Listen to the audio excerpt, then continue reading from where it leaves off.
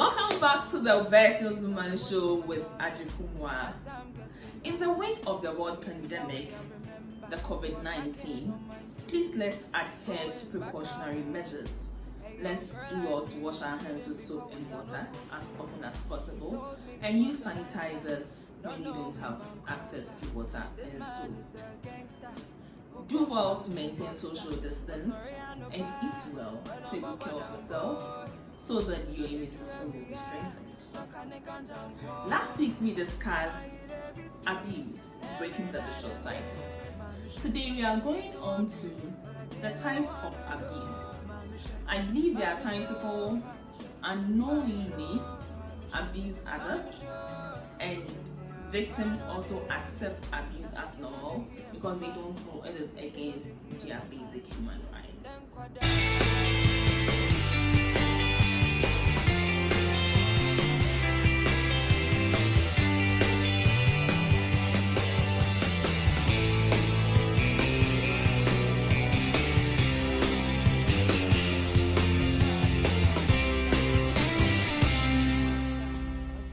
Abuse is when consistently someone tries to control and use power over another person. Okay, so we have 5 major types of abuse. The common one that we all know about is physical abuse, where someone is slapped, hit with a stick, beaten to pulp all the time, and we see these things in our communities most of the time. It is not healthy, it's abusive, and victims, especially children, have to be taken away from the abuser. We have the sexual abuse. Sexual abuse is having a carnal knowledge of another person without the person's consent, or touching the person in an inappropriate way that the person doesn't want to be touched in. Now, we live in a society where someone will tell you, I don't like you touching me here, and you hear a response like, no, it is abusive. The person says they don't want it. Don't do it. It's against their boundaries. If you share sexual jokes with someone and the person says, I don't want it, don't go ahead and do it. Don't force it on the person. Don't be touching people at inappropriate places, making snide comments at people. If they don't want it, please look for someone who enjoys those things and do it with the person. If the person likes what you were doing, that is fine. But as soon as the person tells you, I don't want it, it becomes abusive because you are going against the person's knowledge. We have rape. People are raped by parents, by siblings, by friends. But because of the shame associated with rape in our society, and because we tend to victimize the victim and make the victim feel very bad about what has happened, we ask questions like, now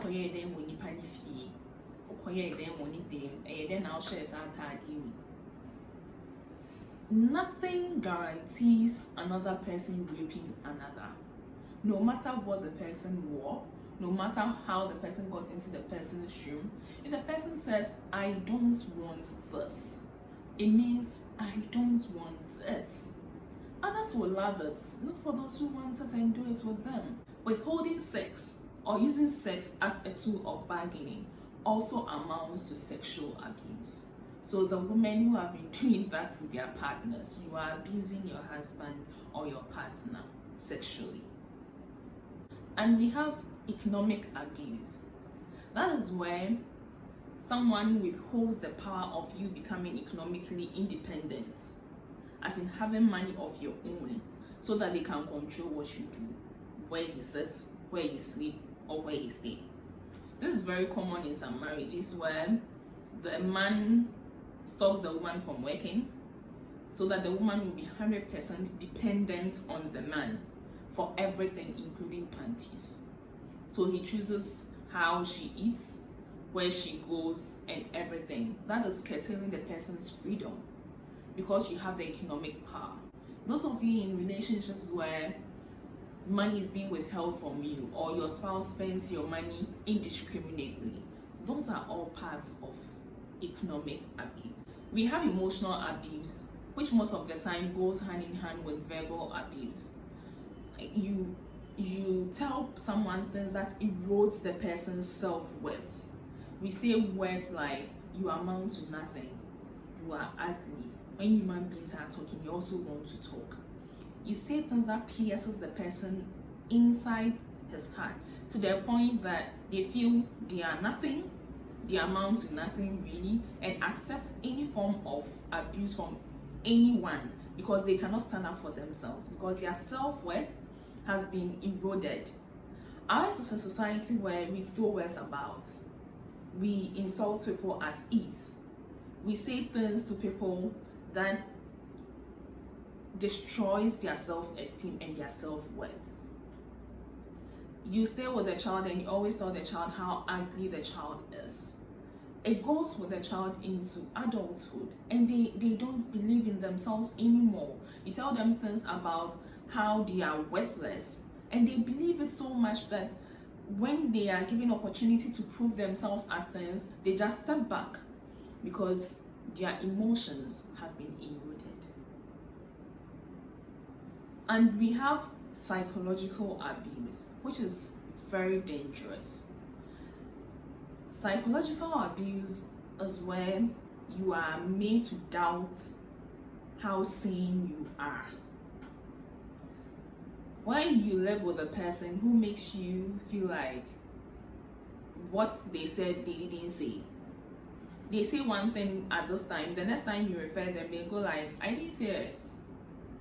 Some go to the extent of even moving objects to make you feel like you were hallucinating. And they keep drumming in the fact that you are crazy. And you tend to believe it. They make you isolate yourself from people. You cannot socialize with others so that they have control over your psyche. So it gets to a point where you are clinging to them for your breath. You are clinging to them for your self-worth. They make you feel like if you leave me, no one wants you. I'm the only person who is here for you.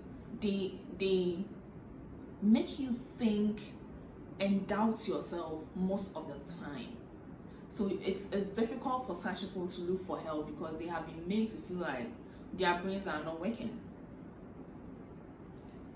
So they stick to themselves and stick with the abuser because to them, there's only the abuser who is there for them, and it's only the abuser who has the strength to make them a better person. Some of these types of abuse, like the physical, the economical, and the sexual, are physical, so it can be quantified. We can see it. But for emotional and psychological abuse, it's difficult reporting it because no one sees it apart from you, the one feeling it. Unless someone has witnessed it and is able to tell you that, see, this situation you find yourself in is not a healthy one. But with time, it makes you, all the types of abuse make you lose your self-worth. They make you lose your dignity. They make you doubt who you are, to the extent that you are not able to stand up and do anything meaningful for yourself. Most people fall into bad company because of this abuse. Most people kill themselves because abuse is that bad. So, as I have discussed, weigh yourself where you fall. If you are unconsciously abusing someone or unknowingly abusing someone, it is time you call yourself to order or look for help. And if you are in an abusive situation, talk to someone. Don't keep to yourself. No one is going to mock you. And those who, when people tell you they have been abused, you laugh at them and make them rationalize and go back to the abuser. Please. There are social welfare in the police that is here to handle these things. Let's report these issues. Don't make it family issues while the children or the victims are dying. I'll come your way same time next week with another episode. We are going to talk about the resultant effect of abuse. Thank you. Don't forget to wash your hands, use a sanitizer, practice social distancing, and take care of yourself and your immune system. Please don't forget to like this video, share your views in the comment section, and subscribe to this channel.